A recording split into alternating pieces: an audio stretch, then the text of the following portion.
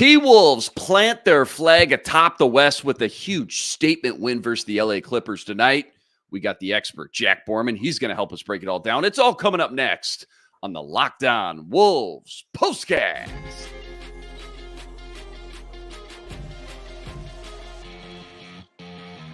You are Locked On Wolves POSTCAST, part of Locked On Minnesota on the Locked On Podcast Network. Your team every day. What's up? What's up? Back in the lab, back at it. Another T-Wolves POSTCAST episode right here on the Locked On Sports Minnesota Network. You got myself, Luke Inman, at Luke_Spinman. See that? That's the man. Jack Borman. He's on Twitter, at JRBorman13. And Jack, before we jump into all the action, quick reminder, tonight's episode brought to you by Prize Picks, the easiest and most exciting way to play daily fantasy sports.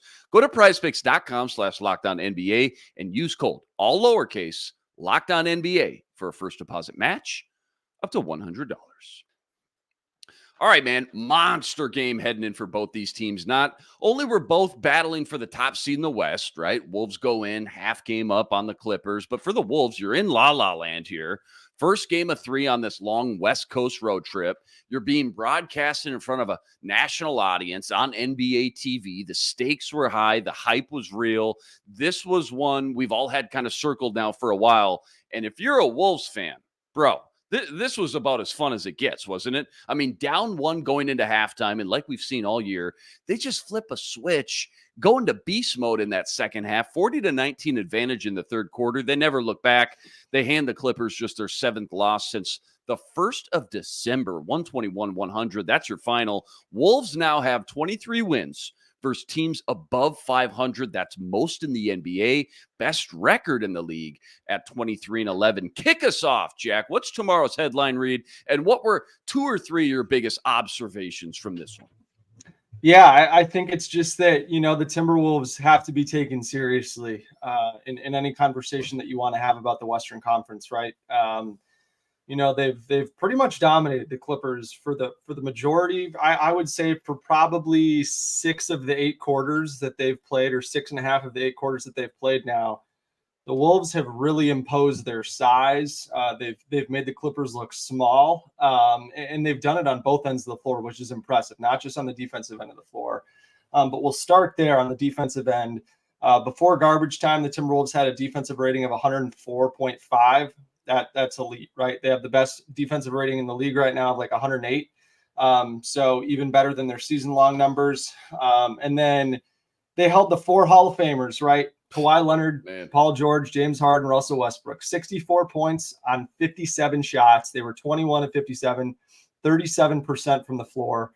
All 4 of them shot below 50%. I would be shocked if that's happened in a game so far this season. I think this was probably the best defensive effort we've seen from any one single team on these 4 guys.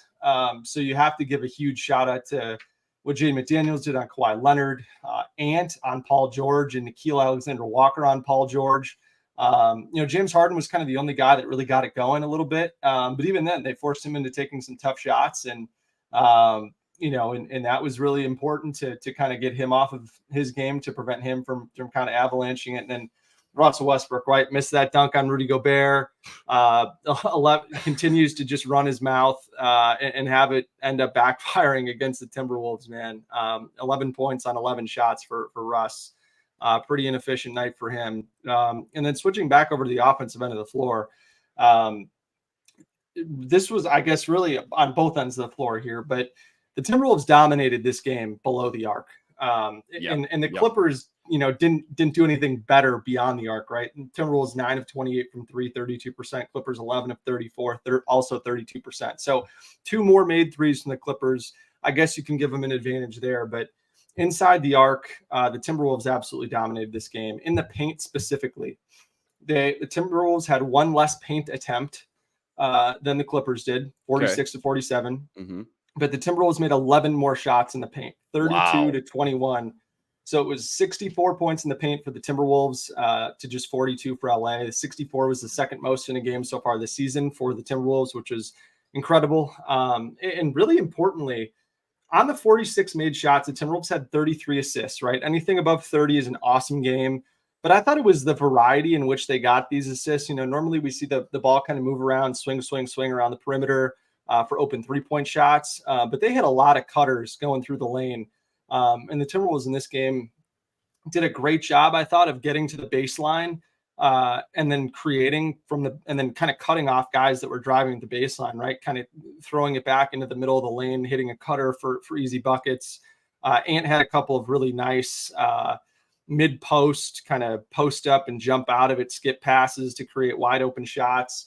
Ant had 9 assists and 0 turnovers in the last game, which was phenomenal, obviously. And then in this game, he had 8 assists and just 1 turnover. So 17-1 turnover ratio for Anthony Edwards in the last 2 games, coming against the Bucks and the Clippers, right? I know the Bucks defense is terrible, but still a lot of really talented playmakers on that defense. And same goes for the Clippers. Obviously, the Clippers are the top 5 defense in the NBA, but but again, for him to do that tonight was phenomenal, and especially for the Timberwolves to win in dominant fashion and still score 121 points. Right.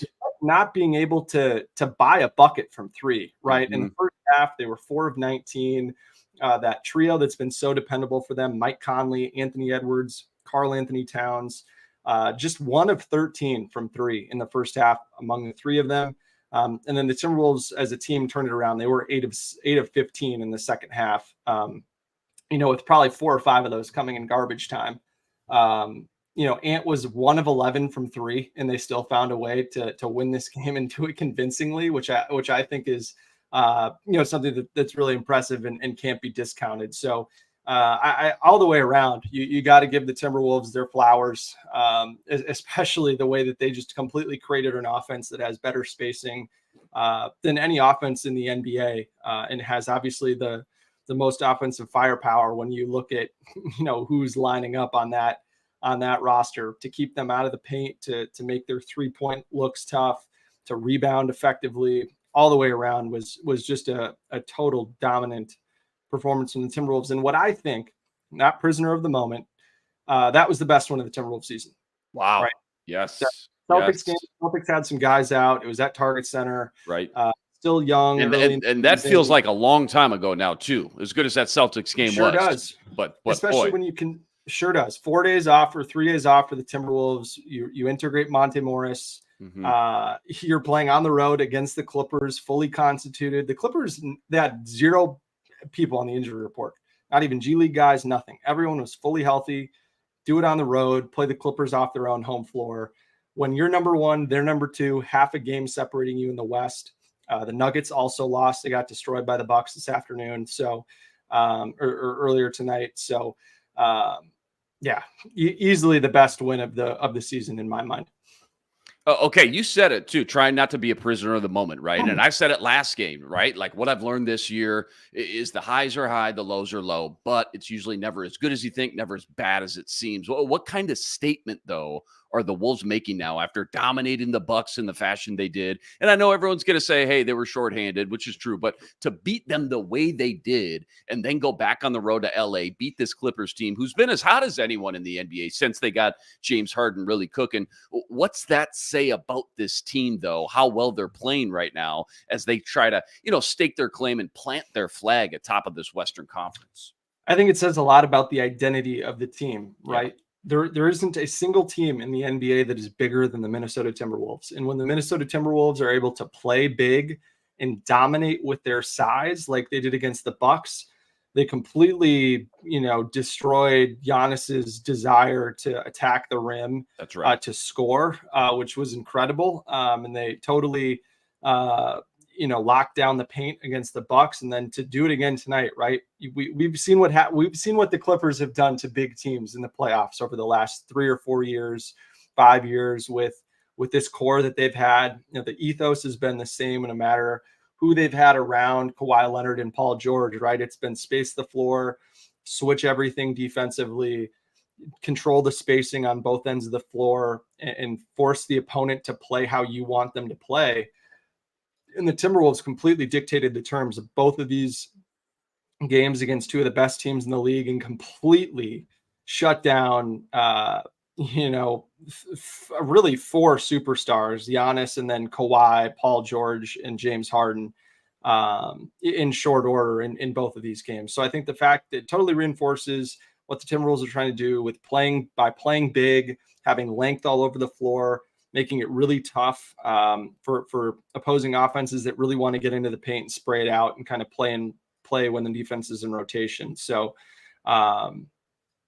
yeah, I mean, if their defense plays like this and then they share the ball like they did and are able to get into the paint, they're going to be able to dictate terms of a lot of games against a lot of other teams just because no one else has the size that they do.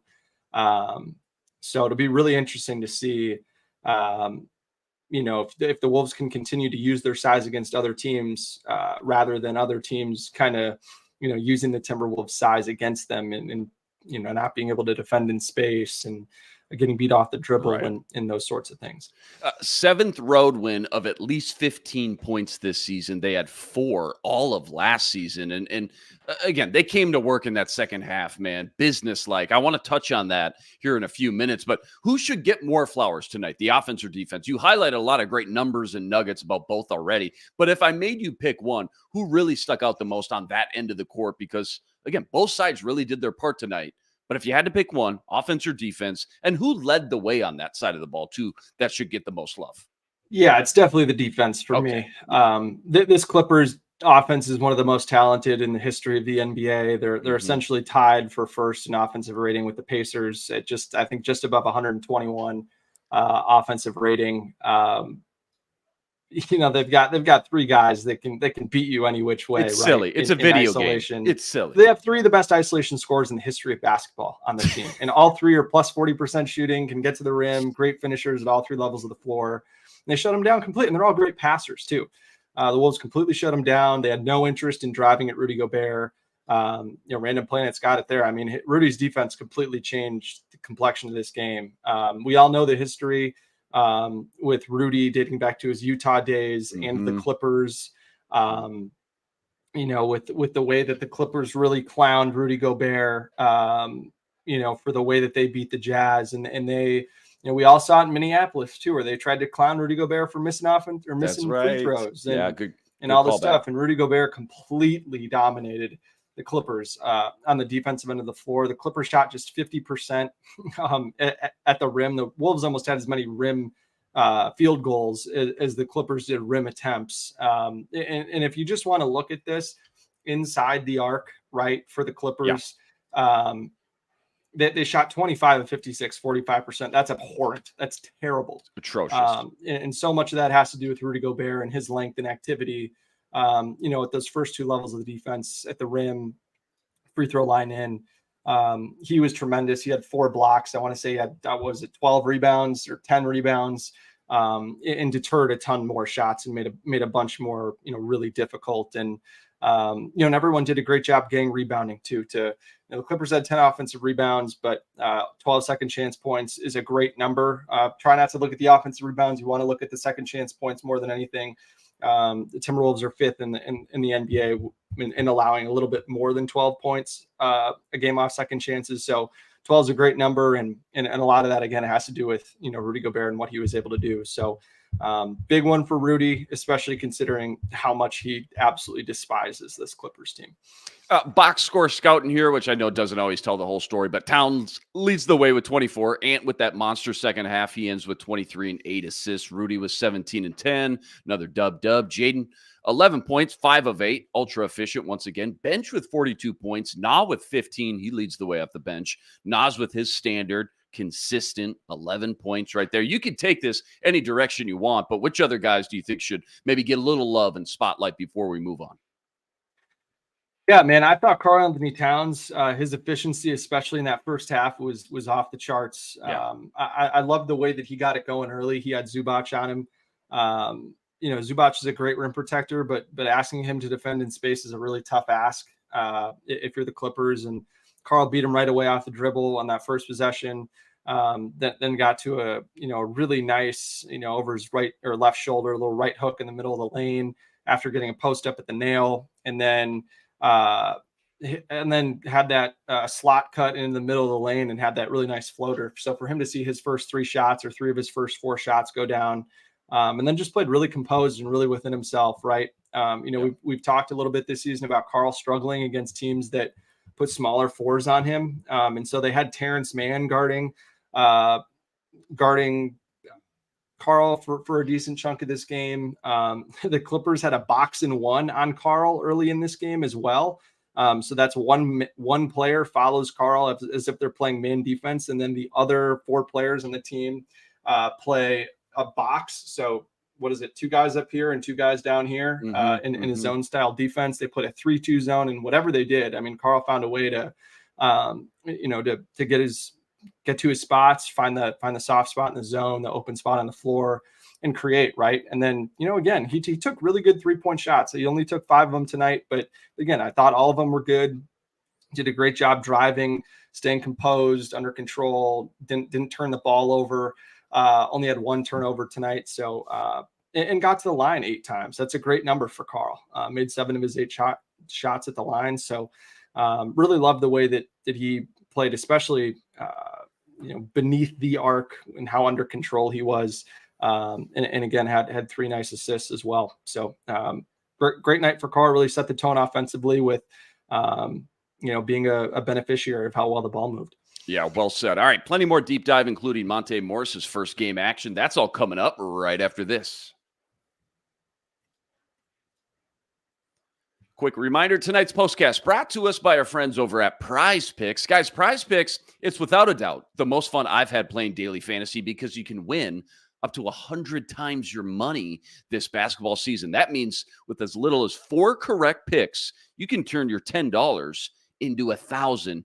And it's so easy to play. I can make my picks and submit an entry in less than 60 seconds. This week, I've pretty much rolled with Anthony Edwards and Karl Towns before every game. I've cashed in more nights than not. Plus, PrizePicks now offers Apple Pay for quick and easy deposits into your account all season long. And with the PrizePicks reboot policy, your entries stay in play even if one of your players gets injured.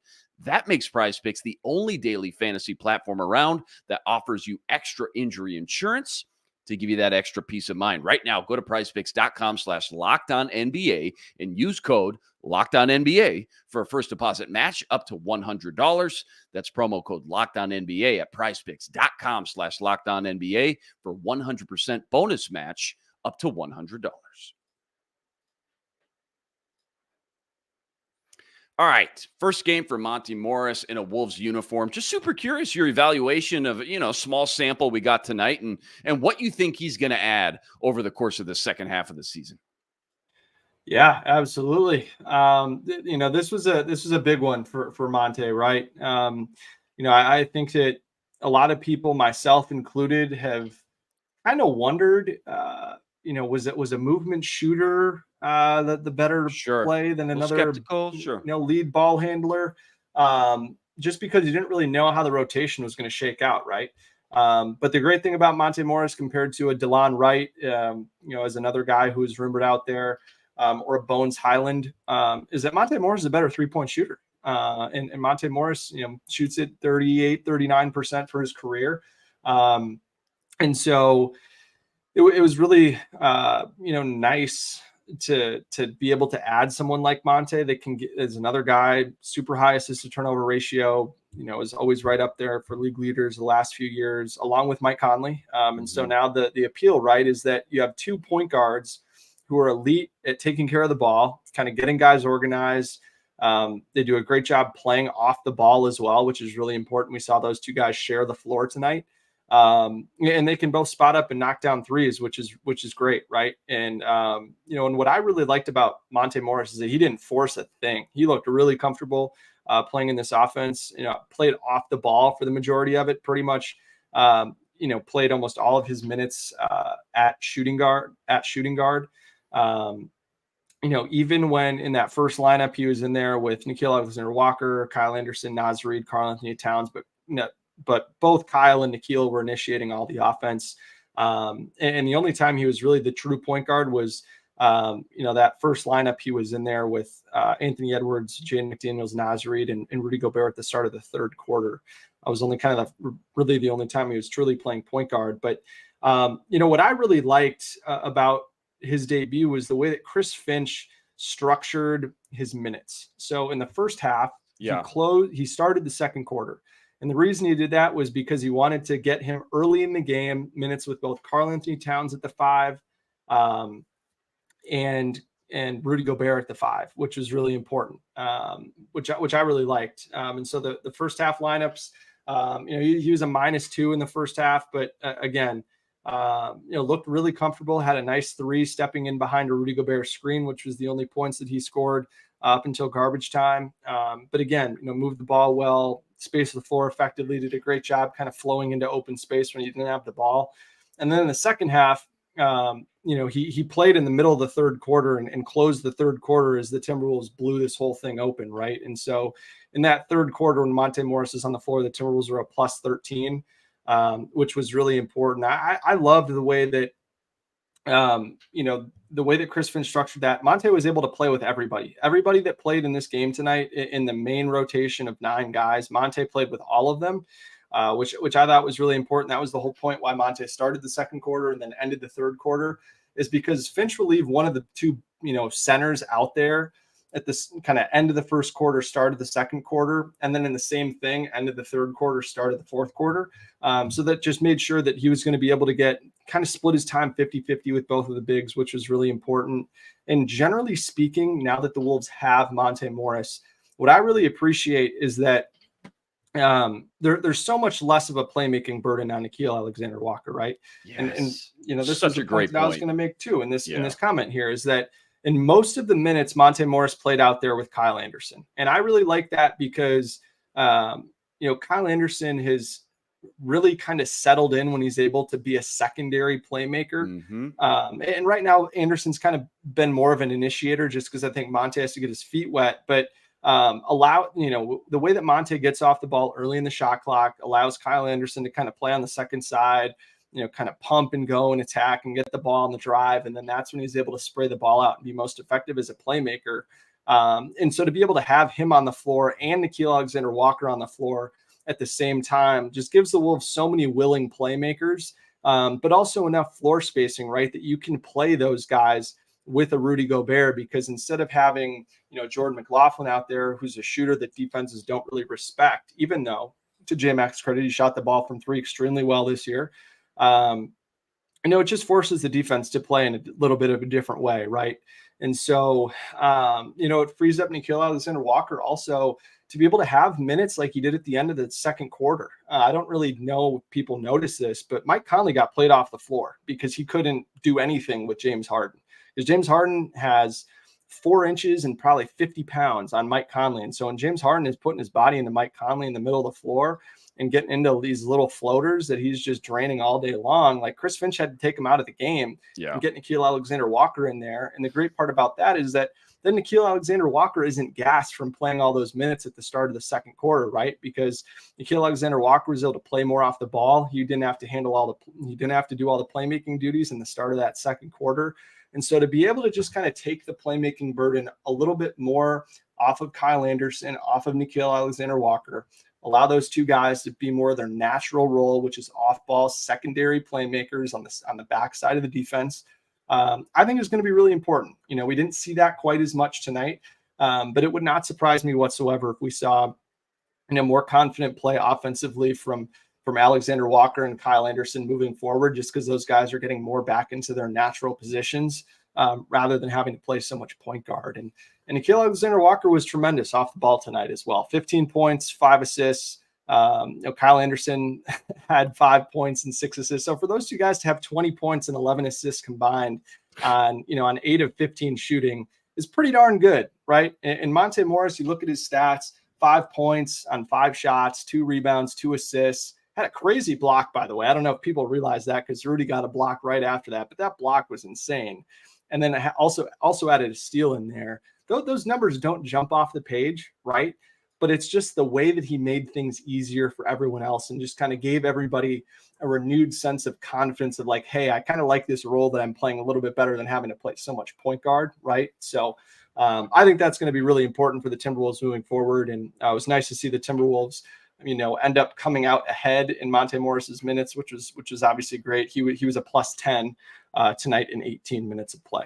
So great Any debut for other, phenomenal breakdown there. Can't wait to see what this looks like as this season continues to unfold with him in the mix. Any other rumors you're hearing out there as far as the front office making more moves, adding more talent? Obviously, you've mentioned it already, but again, just a lot of maybe rumors about adding another guy, Marcus Morris, perhaps. I know some people in the comments in the stream are asking about him. Anything you know about him off the top of your head, and any rumors that you're hearing that we could maybe connect some dots? Yeah, Patrick Beverley is getting into the scoops game now. He broke his own trade to the Milwaukee Bucks. So he also got on the Twitter last night and tweeted that Marcus Morris is, quote, leaning towards signing with the Minnesota Timberwolves. It is widely expected that Morris is going to be bought out from his contract with the Spurs. He was sent to the Spurs in a 3-team deal that landed Buddy Hield in Philadelphia. So he'll get bought out, and a key reason why the Wolves jumped to the front of the list there is because he makes more than the mid-level exception of $12.4 million. So there's all these teams that are ineligible to sign him because they're over the first apron of the luxury tax. But Monte Morris, the thing, if he does end up signing here, keep in mind, you'll hear when the Spurs waive him. Woj or Shams will tweet that he gets waived. He has to clear waivers, 48-hour waiver period, then he could sign with Minnesota. So he will not play for the Timberwolves until after the All-Star break if he does indeed end up coming here. But the super quick scouting report on Marcus Morris, he's a 40% catch and shoot guy, 6'8", 225, 230 pounds. Isn't really that great of a defender in space anymore at 34 years old. But has some good length, 6'10 and a half, 6'11 wingspan. And can stand guys up in the post as a defender. So he's a really strong post defender. So if he plays kind of the burlier fours, or the small ball fives, if you can stick him on there and in lineups where maybe Carl's out there, lineups where maybe Rudy's out there, and you can throw another big body out there to kind of help spacing too. I think he's kind of some Jaden McDaniels insurance if Jaden gets into foul trouble and you want to throw another guy out there that can still space the floor, maybe make a little bit of a cleaner fit alongside Naz Reid and Rudy Gobert. So he's a 40% catch and shoot 3-point shooter over the last 4 or 5 years. Has like 67 games of playoff experience, something like that. I can't remember the number off the top of my head. Playing for the Celtics and the Clippers. And is a guy that's really familiar with Rudy Gobert and Mike Conley. Played against the Jazz a couple of times in the playoffs. So another guy too that can create his own shot and get a bucket in isolation in the mid range as well, which is an important thing for him. And then too, he can post up. The great thing about Marcus Morris is a lot of people might say, "Oh, he's so washed." Guess what? He may be washed for a guy that you're asking to play 28 to 30 minutes a game, like he did it for the Clippers. But for a guy that you're going to be asking to play spot minutes, maybe 10 minutes here and there, depending on foul trouble, depending if some guy's out, needs a rest for a night, really capable guy who has a ton of experience, is a super tough veteran presence. He's going to be a great voice in the locker room, especially for guys like Jaden McDaniels, Naz Reid, kind of in that positional group. So I really like the reported signing. I wrote a super long, 3,000 words, super detailed article with a bunch of stats and collective bargaining agreement explanations with tax implications and all that stuff over on Canasupus. So go read that if you're interested in it. I had him ranked number 2 on my list of top 5, or kind of ranking 5 potential buyout candidates with a few honorable mentions. So I really like the move. Really like it, and excited to see him in Minnesota potentially. All right, one quick segment left. We'll talk about the Wolves' schedule on deck and what's next, and it's all coming up right after this. Quick reminder, tonight's episode brought to you by BetterHelp. What are some things you want to keep the same about yourself or about your life in 2024, where you are already crushing it? Try ditching all the New Year's resolutions and start expanding on what you already do right. Maybe that's organizing the closet or the garage. I know that's something that I am terrible about. Well, therapy can help you find your best strengths and maximize your own specific skill set so you can finally ditch all the extreme resolutions. Instead, therapy can help you make changes that really stick over the long term once and for all. If you've been thinking about starting therapy, give BetterHelp a try. It's entirely online, and it's designed to be convenient, flexible, and suited for your time frame. And guys, it's so easy. All you got to do, you fill out a brief questionnaire, you get matched up with a licensed therapist, and you can switch therapists at any time for no additional charge. It's time to start celebrating the progress you've already made. Visit BetterHelp.com/LockedOnNBA to get 10% off your first month. That's BetterHelp, HELP.com/LockedOnNBA. Just a quick, I usually say, hey, quick 60 seconds on blank, whatever team we play, just so we can kind of just gain some more knowledge about the rest of the NBA, what's going on, around the league, stuff like that. But running low on time, I just want 30, maybe 60 seconds at the most about maybe anything you learned about this Clippers team, because this is a team that the Wolves are likely going to have to go through at some point if they want to reach their ultimate goal, winning an NBA championship, whatever round that may be. What did you learn tonight about the Clippers that maybe you didn't going in? What makes them tick? What's something that you think people should know about that team that maybe isn't well known for most people? They're super susceptible to teams that have a ton of length and teams that can kind of collapse the paint and play inside, right?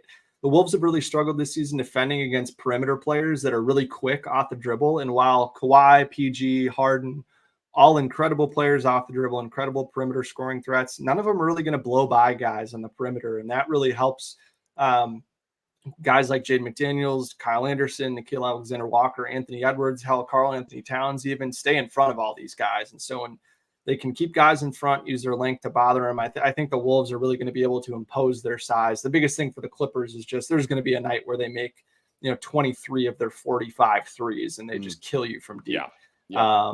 So those are the two big things. But again, man, it's spacing. It's the Clippers spacing versus the Wolves length. And so far, advantage Timberwolves 2-0. Yeah, well said. Now that the dust is starting to settle here a little bit, how special is it for Coach Finch and the Wolves when we get to watch him coach the All-Star game next week? I mean, last week he said, it still hasn't hit me yet, still pretty surreal, just a super cool time. So fun right now to be a Wolves fan with Finch coaching that game for the first time in franchise history since Flip did it back in 2004. Yeah, it's an important relationships thing too, right? That players are able to kind of, other stars are able to see Chris Finch there, get to know him a little bit, talk to him, talk to other members of the Timberwolves coaching staff. None of these Timberwolves coaching staff assistants are guys that are really being looked at for head coaching jobs elsewhere, especially too, given some of their ages. So it's likely that the band is going to stick together here for a while, unless there's some big flame out in the playoffs for whatever reason. So just a really good opportunity for those guys to kind of network a little bit, get to know stars, plant some seeds maybe. So yeah, but really cool for them to get some recognition for an incredible season so far that has the Wolves back on top in the Western Conference.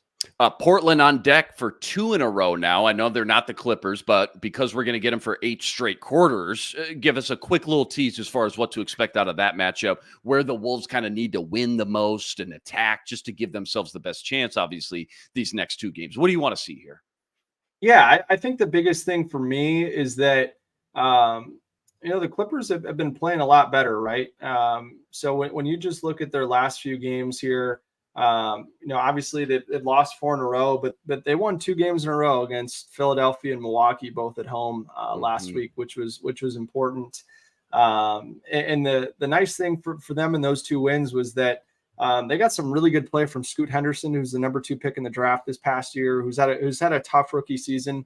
But again, the circumstances haven't been great for him there, given how much time some of his teammates have missed and just how much of a lack of talent there is there on that roster. But beyond, and Scoot's been hurt the last couple of games, unfortunately, so we don't know if he's going to be able to go. Shadon Sharp is still out. But Jeremy Grant's been playing really well. He had 49 the other night, had 24 on Saturday. So it was nice to see him kind of get going a little bit. DeAndre Ayton's been back in the lineup, which is nice. And Malcolm Brogdon, I think, has been out the last couple of games as well, which hasn't helped. He's a great veteran presence. So, it's a team that's been certainly playing better. You kind of time of year, you start to see rookies, young guys, role players kind of start to feel a little bit more comfortable in their own skin, kind of what they're doing, what their role is, who they are as NBA players. So it'll be really a really good test, right? I mean, the Timberwolves totally beat the brakes off this team a couple of weeks ago at Target Center, and kind of almost an embarrassing that made you feel bad, type of game. Yeah. So we'll see if this game's a little bit closer, but certainly a team that's been playing harder of late in a game where the Timberwolves certainly, winning 4 in a row would be great coming in. It would have been 6 in a row. or 7 in a row had you Yep. taken care of business against Orlando and Chicago. But now you just got to make sure you don't replicate those performances and those really bad letdown losses, and enter the break 4-0 with some momentum. And then you got 7 in a row at home coming out of the break, hopefully with another reinforcement and Marcus Morris Sr. So fun times for the Wolves here. Fun times, man. Well done tonight. As always, this is getting a lot of fun doing this every night with you. Wolves with back-to-back statement games now versus two of the best in the biz with the Bucks and the Clippers. Tonight's final 121-100. Wolves lead grows in the West. West Coast trip continues now in Portland tomorrow and Thursday. Tip-off for both late ones. 9 p.m. Central Standard Time. As always, huge shout out to everyone that joined us, stayed up late for this one. Love the feedback, the comments, the energy, the passion. Rest assured, we'll be back each and every game, same time, same place to break it all down. Quick reminder, go check out all of Jack's work on Twitter at JRBorman13, and make sure you check out the entire crew on the Minnesota Basketball Party each and every Wednesday. Sam Ekstrom, Ron Johnson, Reggie Wilson, Ben Beacon also ripping it up over on the Locked On Wolves podcast. That's each and every day as well. That'll do it for us tonight. He's Jack Borman. I'm Luke Inman on Twitter at Luke_Spinman. Until next time, signing out.